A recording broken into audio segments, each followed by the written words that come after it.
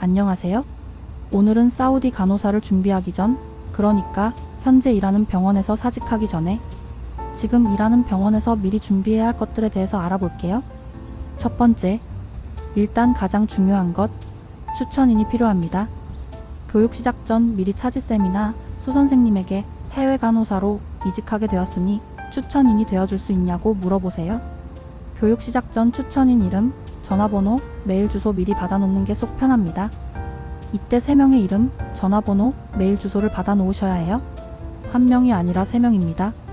추천인이 왜 필요하냐고요? 사우디 병원 지원할 때 CV, 한국어로는 이력서라는 걸 쓰게 되는데 거기 추천인 항목에 3명을 쓰게 되어 있어요. 추천인은 3명이 필요하지만 추천서 자체는 사우디 병원 면접이 끝나고 1명한테만 받으면 됩니다. 보통 가장 최근 병원에 추천서를 요구해요. 추천서 쓰는 방법은 코사에서 다 알려주니까 걱정 마세요. 저는 그만둔 지 한 달 지나서 갑자기 수선생님에게 연락해 추천인 해주세요 라고 부탁하기 민망했던 기억이 있네요. 물론 당시 수선생님과 관계가 좋아서 기분 좋게 수락해 주셨지만 그래도 너무 민망했던 것. 저 같은 불상사를 피하려면 사직 전에 수쌤이나 차지쌤에게 미리 언지를 하는 게 좋을 것 같아요. 코사에서 같은 평간호사의 추천서는 안 되고 최소 차지널스에게 추천서를 받아오라고 하더라고요. 앞서 말씀드린 것처럼 추천인은 3명을 CV에 작성하고 추천서는 사우디 병원 면접이 끝나고 1명한테만 받으면 됩니다. 진위 확인을 위해 전화를 하기도 하니 거짓말로 쓰면 안 됩니다. 보통은 최신 병원의 추천서 하나만 요구하지만 저는 2번째 병원의 경력이 가장 길어서 그런지 2번째 병원의 추천서 1장, 3번째 병원의 추천서 1장을 각각 요구하더라고요. 2번째, 부서에서 사용했던 약물들, 의료장비 브랜드 이름 알아오기. 약장이나 약물 파일 찍어오면 CV 작성할 때 편리해요.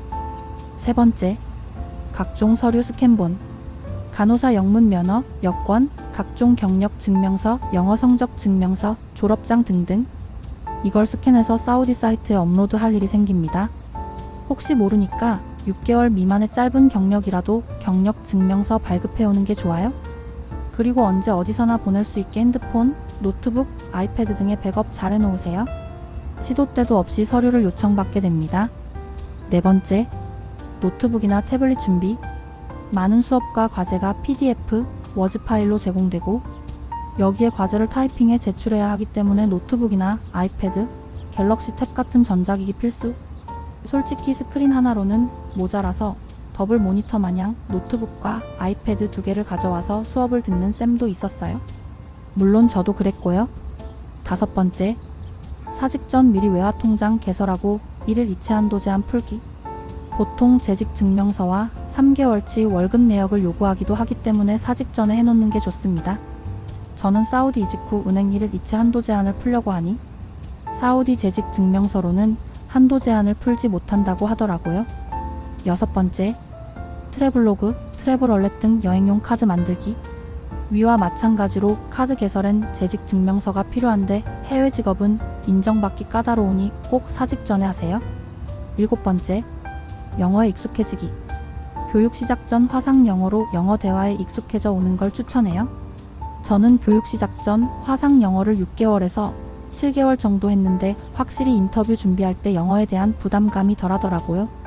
다음으로는 코사 솔루션 교육 후기에 대해 말해볼게요. 당시 제가 교육을 받았던 2023년 3월은 교육기간이 4개월에서 6주로 바뀌면서 시범적으로 운영된 기수였기에 교육생 수가 굉장히 적었어요. 전체 교육생이 4명에 불과해서 거의 과외 느낌으로 진행되었기 때문에 다른 선생님들의 후기와는 차이가 있을 수 있습니다. 일단 교육 자체의 질에는 굉장히 만족했어요. 단순한 영어 표현뿐만 아니라 인터뷰 요령, 의학적 지식, 사우디에서 주의해야 할 점, 영어 계약서에 포함된 항목. 물론 우리는 외국인 노동자기 때문에 연봉이 마음에 안 든다고 한들 협상이나 거부할 길이 없지만 정말 생소한 영어 표현들과 까다로운 인터뷰 질문들까지 연습시켜줍니다. 교육 자체는 진짜 든든해요. 든든하지 못한 건 내 영어 실력일 뿐. 교육이 물론 안 맞으시는 분들도 있을 수 있는데 최소 일주일은 들어보는 걸 추천해요. 저도 4일차까지는 이딴 걸 왜 하는 거지? 너무 과제가 많아서 과제하느라 영어 공부도 못하는데 이게 맞나? 싶었는데 2주차부터 이게 진짜 도움이 되는구나 하는 걸 느꼈어요. 그리고 과제 진짜 개 많고 빡세요. 밤 안 센 날을 찾기가 더 힘들 정도. 6주간 매일매일이 간호학과 시험 기간이라고 생각하면 편할 것 같아요. 영어 능력 관련해서는 IELTS 스피킹 5에서 5.5 정도만 되어도 수업에서 말하는데 큰 불편함은 없을 거예요. IELTS가 필수는 아니지만 전 그냥 영어 공부할 겸 본 거라서 무리해서 시험 치지는 마세요. 개비싸요 진짜. 그리고 몰랐던 게 있다면 CV와 리즘는 서로 다른 것이라는 것.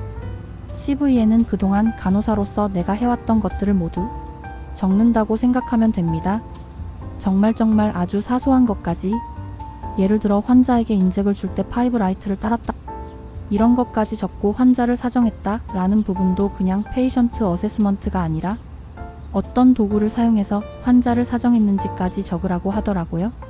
그런데 열심히 써가도 코사에서 일하는 선생님들의 무수한 피드백을 받게 될 것이니 너무 스트레스 받으면서 미리 쓰지 마세요. 더 많은 글은 블로그에 있으니 아래 링크를 참고해주세요.